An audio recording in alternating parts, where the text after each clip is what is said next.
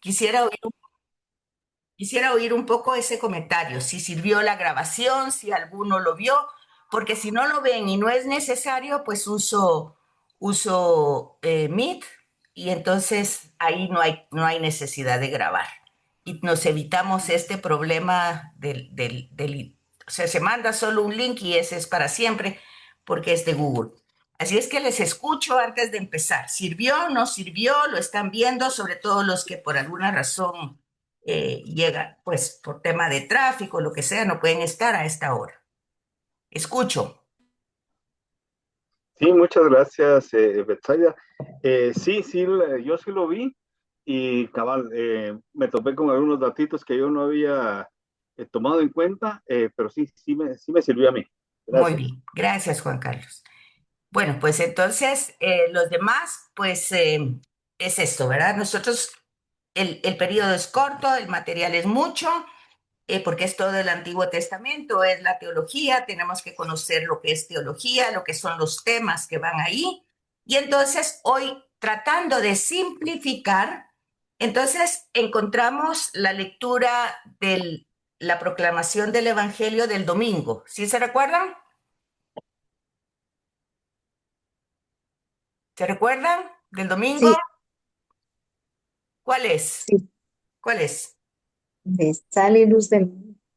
Ustedes son la sal y la luz del mundo. O sea, no sal y luz. Ustedes son la sal y la luz. Ok, entonces, este es un tema que yo considero que a simple vista ustedes dirían que lo comprenden, ¿sí? ¿Entienden lo que está diciendo el Evangelio? ¿La propuesta que hizo el Evangelio el domingo se entiende? ¿Qué es lo que dice el Evangelio? ¿Qué nos dice? ¿Qué le dijo a cada uno de ustedes ese Evangelio? Esa proclamación del Evangelio. ¿Qué les dijo? Buenas noches. Buenas noches, David. Antes, pues, es que hoy no estoy en mi casa, estoy en un lugar público, entonces creo que no se oye Se mucho oye un ruido. poquito de bulla, ok. A mí, lo siento, es que no tenía como llegar a casa bien. Hay demasiado tráfico. Bueno, voy a tratar de explicarlo así. Para mí fue como que estuviera enfrente de una receta, ¿sí? Si voy a preparar mi comida sin sal, no va a tener sabor. Es decir, yo soy en este caso el protagonista para ponerle sabor a las situaciones que Dios me está permitiendo ir aprendiendo, ir recopilando. Por ejemplo, este diplomado yo lo empecé porque aparte de que estoy en una comunidad, desde antes siempre me llamaba la atención el estudiar. Entonces, Ujú. si yo solo lo voy a hacer teórico y no lo voy a practicar, creo que ahí estaría como la sal guardada en el salero sin usarla a la hora de cocinar, ¿verdad? Ah, muy bien, David. Y prácticamente la luz es como la lámpara, ponerla abajo de una mesa sin encenderla o dejarla sin enchufarla, ¿verdad? Con eso me quedo. Gracias, David. Muy bien. Muchas gracias. Sí, entonces pareciera que nosotros sin necesidad de utilizar el Antiguo Testamento podemos entender claramente la función de la sal y la función de la luz. Y bueno, no sé si realmente cuando escuchamos o ya sabemos que el texto del Evangelio es para hacerlo vida, para ponerlo en práctica, porque lo que vimos en los pequeños videos es de que el mensaje es tan importante, llevó tantos esfuerzos para ponerlo por escrito, primero se transmitió oralmente, después por escrito, que obviamente su función no es informarnos, no es contarnos lo que pasó hace 2000 años. Ya entendimos que la Biblia no cayó del cielo, que no es nada mágico. Y entonces cuando habla de sal y luz, es que la propuesta es que tenemos que hacer algo, ¿verdad? Sazonar, iluminar. Y hay ciertas características ahí donde nosotros tenemos también que fijarnos, porque la sal no se desvirtúa nunca. La sal puede estar ahí todo el tiempo y nunca va a perder su calidad de sal, de salar. Se podrá hacer agua, se podrá pues quedar petrificada, pero siempre, siempre va a cumplir con esa función. Se va a desvirtuar cuando yo exageradamente le ponga muchísimo a algún platillo, ¿verdad? Pero es la única cosa. Entonces, ¿cómo nosotros podríamos entender más y mejor este, este evangelio del domingo pasado? ¿Cómo podemos hacerlo? Bueno, pues ahí es donde entra el Antiguo Testamento. Y ahí es donde entra Jesús judío, Jesús de Nazaret judío. Ahí es donde entra la encarnación, cuando decimos que su nacimiento es un acontecimiento, acontece en la historia. No es un suceso que pasó hace 2000 años y que cada quien si cree en él, no cree. Es un acontecimiento histórico. Entonces, si nosotros nos atrevemos a ir a una liturgia eucarística y escuchamos esa proclamación, entonces, con todo lo que vimos de los videitos, primero, valorar esa información. Segundo, sacarle todo el jugo que pueda tener esa proclamación. Porque ya vieron ustedes todo el jugo que sacaron los ancestros, ¿verdad? Para ponerlo por escrito. Mínimo hacer un pequeño esfuerzo nosotros para comprender exactamente de dónde saca Jesús esa metáfora, porque es una metáfora, ¿verdad? Y ahí pues obviamente tenemos que comprender algo muy importante. En primer lugar, que Jesús, humanamente hablando, es judío, pertenece a un contexto histórico y por lo tanto es un judío religioso de su época. Yo, si en algo no están de acuerdo, levantan la mano y me dicen, ¿verdad? Y si están de acuerdo, pues por lo menos me van levantando ahí la mano diciendo que vamos, ¿verdad? Entonces, un judío de su tiempo, conocedor de la Torá, o sea, del Antiguo Testamento, y practicante de ella, ¿o no? Cuando utiliza el rollo de Isaías, él se lo aplica a su persona, ¿sí? ¿Se acuerdan dónde es eso? ¿Se acuerdan cuándo es que él lee a Isaías y lo aplica a su persona? Tiene apagado su micrófono, David. Sí, Él ¿Dónde? lo lee en las sinagogas. Cuando lee en la sinagoga de Nazaret, de su casa, de su familia, de su tierra. Entonces ahí él lee esa cita y se la aplica. Entonces ahí ya tenemos una revelación importante de Jesús de Nazaret. No es una leyenda, no es un mito, no es un cuento, que unos quieran creer y otros no, es problema de cada quien. Pero el hecho existe y ahí está. ¿Sí? ¿Estamos de acuerdo? Ok. Entonces, tenemos que saber cuál es el, el ¿cómo diríamos? Toda la materia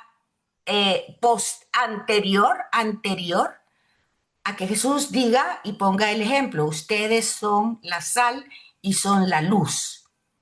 En un contexto de Nazaret y de Jerusalén y de Israel totalmente conflictivo, ¿verdad? Porque está invadido, el Imperio Romano se ha apropiado del territorio a nivel religioso, hay mucha división, muchas creencias, distinto tipo de comprensión, pero obviamente él ahí le está hablando a sus discípulos, ¿verdad? A sus seguidores, a los que han querido seguirle libremente, sin imposición. Ok, entonces yo les voy a dar varias citas y ustedes las empiezan a tomar y alguno de ustedes va eligiendo la que va a leer cuando yo mencione esas citas. ¿Me captan lo que estoy diciendo? Toman nota de las citas que voy a dar en este momento. Son varias.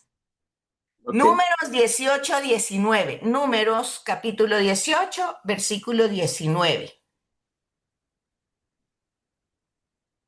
Luego, Segunda de Crónicas capítulo 13, versículo del 4 al 5.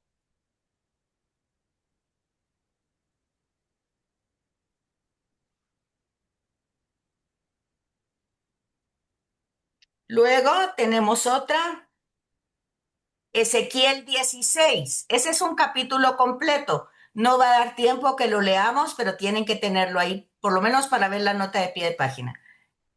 Dijo Ezequiel Ezequiel. 16.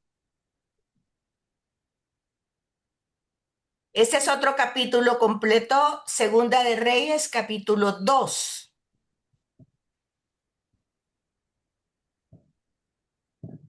Luego tenemos otra cita, Levíticos 2, versículo 13. Otra cita, Ezequiel 43, versículos del 22 al 24.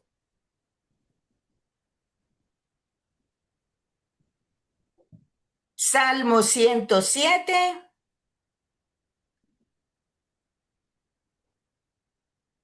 Sofonías 19.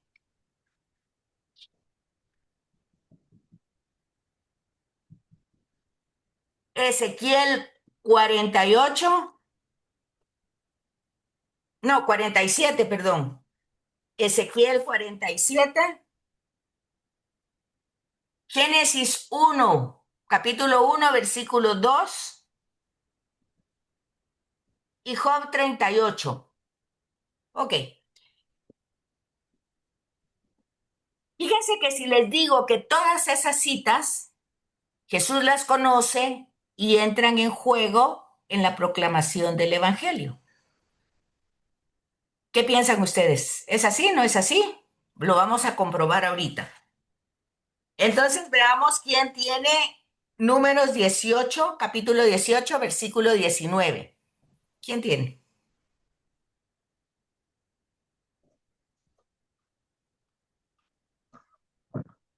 Micrófonos los tienen apagados, solo el que va a hablar, por favor. Números 18 a 19, ¿va? Sí, Dice así. A ver. Todo lo reservado de las cosas sagradas que los israelitas reservan a Yahvé, te lo doy a ti y a tus hijos e hijas por decreto perpetuo. Alianza de sal es esta para siempre delante de Yahvé, para ti y tu descendencia. ok. ¿Qué encontró ahí de lo que estamos hablando? ¿Alguien? ¿Alguien qué encontró ahí? Micrófonos. Américo, ¿no encontró nada ahí de lo que estamos hablando? Sí, aquí habla también sobre la alianza que Jesús ¿Alianza hablaba de qué también dice ahí? y hablaba también sobre lo que es del sal Ah, ok, ahí está. y la, ajá. Alianza de sal. ¿Qué significa eso? ¿Qué significa alianza de sal? En primer lugar, es una promesa que está haciendo Dios. ¿Por qué está refiriendo que la alianza que está haciendo Dios con el pueblo es una alianza de sal? ¿Por qué? El primero o sea que aquí hay una metáfora, hay un ejemplo de la sal y se está poniendo como sinónimo de alianza y se está refiriendo a Dios. ¿Por qué? Yo lo dije hace un ratito. Porque no, la sal no se arruina, o sea, La sal no va a morir. va a Muy bien. perdurar, ¿verdad? Porque la alianza va a perdurar. Muy bien, Nidia, porque la alianza va a perdurar siempre, porque la sal jamás, jamás, jamás pierde su efecto ni su función. Entonces vean cómo la sal aquí representa una alianza. Ojo con eso con el Evangelio. Quiere decir que si dice, ustedes son la sal del mundo, ¿qué quiere decir? ¿Qué quiere decir entonces ya hablando de este tema de la alianza, la sal como alianza? ¿Qué quiere decir? ¿Qué nos está diciendo Jesús ahí? Él se está presentando en el Antiguo Testamento, Yahvé, como alianza perpetua. ¿Y qué está diciendo cuando Jesús nos dice, ustedes son la sal? Y entendiendo Números 18, 19, ¿qué está diciendo? Que Que nosotros Él va a debemos de perdurar la raza permanecer humana, en Él, digamos. ¿Cómo? Juan Carlos. que nosotros debemos de permanecer en Él con esa misma alianza, con esa misma fuerza. Que debemos corresponder de igual manera, siempre, siempre, a esa alianza. Y eso lo vamos a hacer en la Eucaristía. En la celebración eucarística nosotros renovamos constantemente la alianza, porque ahí se renova nuevamente la pasión, muerte y resurrección de Jesús. No en forma sangrienta, sino incruenta, pero a eso vamos, a un encuentro con el resucitado. Ok, entonces ya vemos el tema de la alianza en números. ¿Van comprendiendo el taller que estamos haciendo? ¿Está sirviendo? Muy bien. Entonces pasamos aquí vemos entonces que el pacto es perpetuo, ¿verdad? Y la sal representa ese signo perpetuo. Y esa alianza eh, se hereda, va para la familia, no es solo para el que lo recibió, ¿verdad? Lo da a todo el rebaño, a toda la viña. Ok. Entonces, es el alimento, la sal, que no se deteriora, que no se descompone, que no se daña. Por eso es sinónimo de la alianza de Dios, a la que nosotros deberíamos corresponder de igual manera. ¿Vamos bien? Entonces ahora, Segunda Crónicas, capítulo 13, del versículo 4 al 5.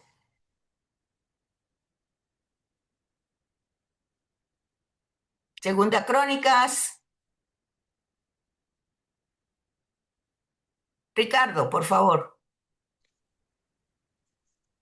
Abías se situó en la cumbre del monte Semaraín, en la sierra de Efraín, y gritó: Jeroboam, israelitas, escúchenme.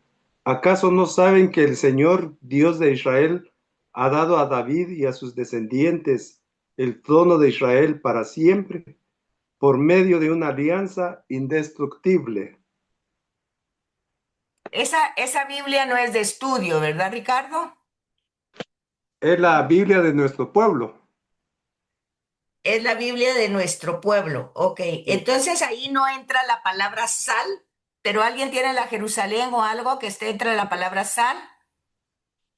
Yo la tengo. A ver, Dice, Gaby. Abías se levantó en el monte Semaraín, que está en la montaña de Efraín, y dijo: Oídme, Jeroboam y todo Israel.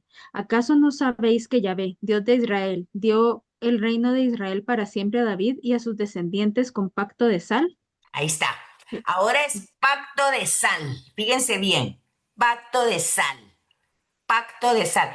La palabra anterior era alianza, ahora es pacto. Entonces, ¿qué?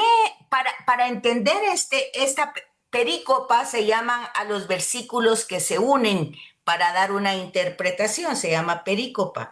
Yo tengo que entender el contexto histórico. Si yo no entiendo el contexto histórico de esos dos versículos, no entiendo lo que está pasando ahí. Resulta que aquí ya se ha dividido el reino en norte y sur. Ya murió Salomón y le toca el trono a su hijo Roboam. Pero este muchacho, el papá no supo darle la educación que él necesitaba porque estaba muy bien establecido Salomón. Entonces Roboam no fue como su abuelo David peleando por conseguir tierras y establecer la confederación de las tribus, reunirlas. Eso hizo David. Salomón, mucha sabiduría, pero hizo alianzas con otros imperios, pero las hizo casándose con las mujeres. Entonces mezcló la religión yavista, o sea, el monoteísmo, con otras religiones. Hubo sincretismo. Y entonces, cuando le tocó a Roboam ser el rey, digamos, el hijo de Salomón, ser el rey de las 12 tribus, resulta que no les gustó a 10 tribus como gobernaba. y hubo un levantamiento y ese levantamiento fue el de Jeroboam. Entonces hay dos reyes. En el norte, que es Israel, Samaria, está Roboam. En el norte, perdón, está Jeroboam con 10 tribus. Jeroboam en el norte, Israel, Samaria. Y en el sur, que era donde estaba el templo, donde estaba el palacio de David y el templo que hizo Salomón, se quedan 2 tribus, la de Judá y la de Efraín. Entonces vino Abdías, dice el texto del 4 al 5, y va a gritarle a Jeroboam, es el rey, pero es el rey del norte, de las 10 tribus, y les va a decir, ¿acaso no sabes que es el mismo Yahvé quien ha dado como herencia el trono a Roboam? No es que se lo dio a David y a Salomón, y lo hizo con un pacto de sal perpetuo. O sea, ¿qué quiere decir? Quiere decir que lo que ya hizo Dios va a pasar aunque humanamente se esté separando ahí el reino del norte y el reino del sur. ¿Captan ustedes lo que está pasando ahí? ¿Captan el contexto? Es un atrevimiento el de Abdías de ir a gritarle al rey del norte que está usurpando un lugar, porque eso Dios ya lo había dado. Y aunque él se ponga ahí y reine, pues no funciona, porque el pacto que Dios había hecho con David era un pacto de sal, o sea, un pacto perpetuo, que no iba a cambiar, aunque los acontecimientos históricos parecieran que sí. ¿Captan? ¿Sí? Ahora me dirán ustedes, bueno, pues al final de cuentas, para quien conoce un poco la escritura, el reino del norte duró unos 700 años.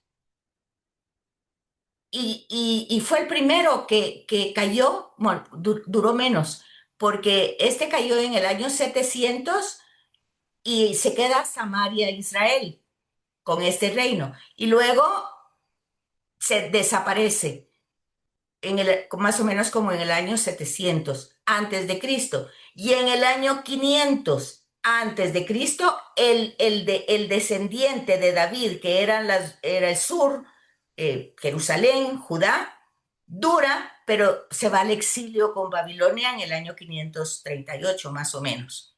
Entonces los dos reinos terminan. Y entonces ustedes dirán, bueno, y no que el pacto es con sal, y entonces eso es perpetuo y es para siempre, y los dos reinos terminaron. Y bueno, acuérdense que eso es Antiguo Testamento, y Jesús lo lee, lo conoce porque es judío. Pero nosotros sabemos que la promesa esta, hecha a David, se cumple en la persona de Jesús. ¿Cómo le decían a Jesús? Hijo de David. ¿Cómo queda en el Evangelio de Juan Jesús crucificado? Como el rey. Ahí está en INRI, ¿verdad? Rey de los judíos. ¿Cómo quedan con las comunidades que se empiezan a formar a partir de la resurrección? Pues justamente como el nacimiento de un nuevo pueblo que llega hasta nosotros. Ahora, si nosotros todavía no somos conscientes de esa realidad, es problema nuestro, pero nosotros somos una nueva creación, una nueva realidad, con defectos, pecados, todo lo que ustedes quieran, pero siempre con una conciencia de querer irlos corrigiendo, no quedarnos en la relajación, porque ustedes saben que David cometió 1.000.000 de pecados, ¿sí? Pero siempre fue perdonado. ¿Y por qué? Porque simplemente, ¿qué? ¿Se ponía a llorar? No, reconocía su pecado delante de Dios y lo reparaba. O sea, no se quedaba. ¿Cómo lo reparaba? De muchas formas. Entonces, Salomón pide la sabiduría, la recibe, pero luego hace esas alianzas con otros imperios. De todas maneras, él reconoce también esos pecados. Es decir, nosotros vamos entendiendo que desde el Antiguo Testamento Dios ha hecho un pacto, un proyecto con el ser humano, lo cumple, el ser humano falla, Dios lo perdona, pero luego manda profetas para que les digan cuáles son los errores, para que cambien, no cambian, unos sí, otros no. El tema es cambiar, el tema no es quedarse así, ¿verdad?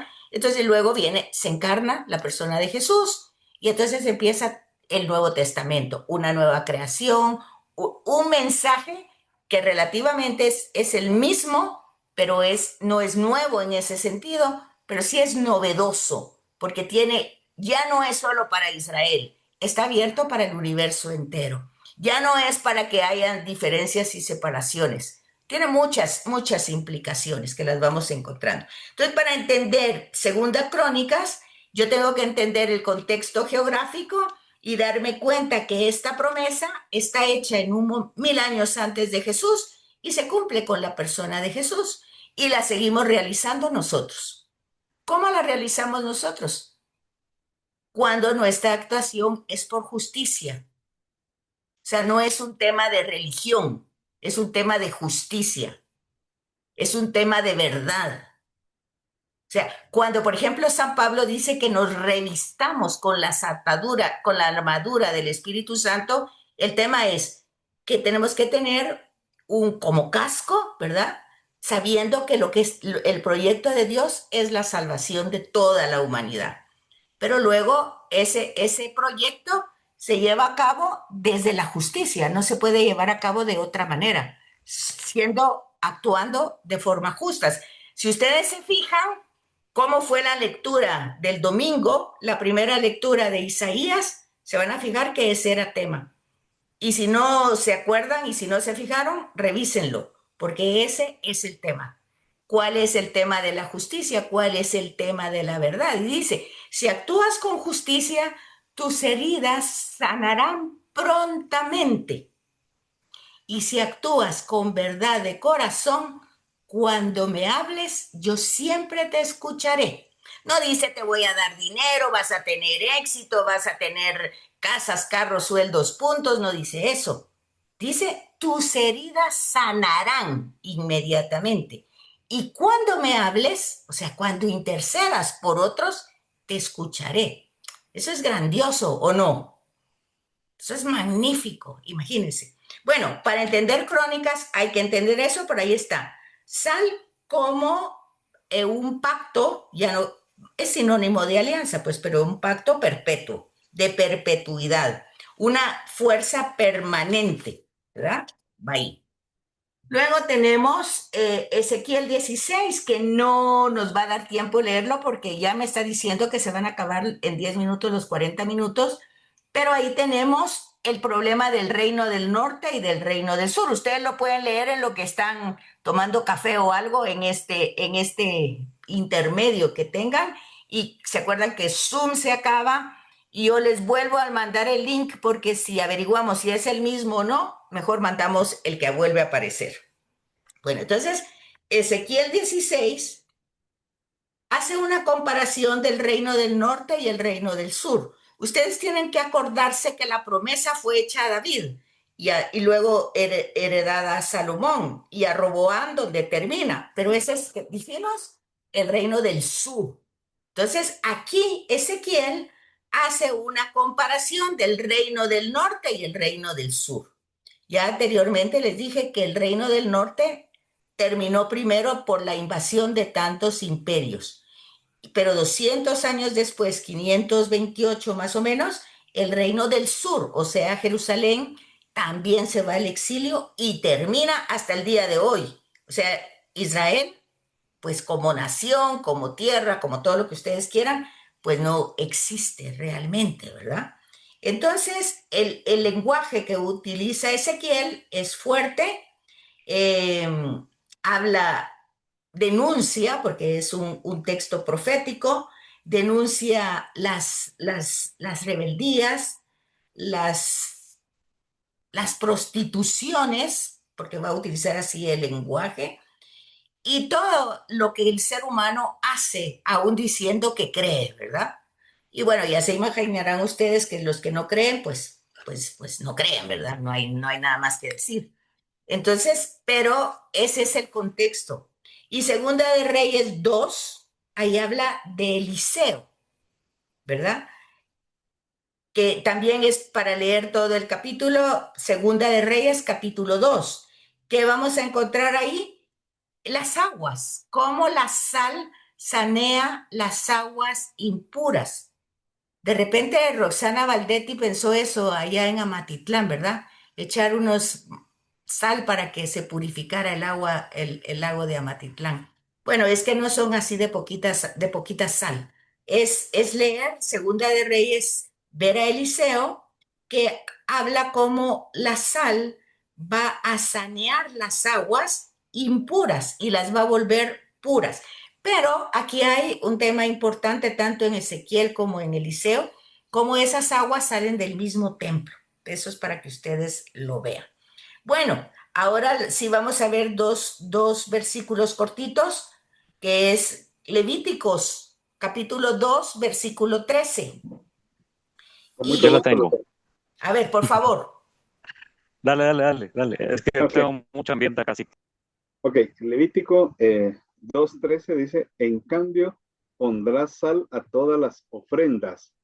No dejes de echar a tus ofrendas la sal de la alianza de tu Dios. Todas las ofrecerás sazonadas.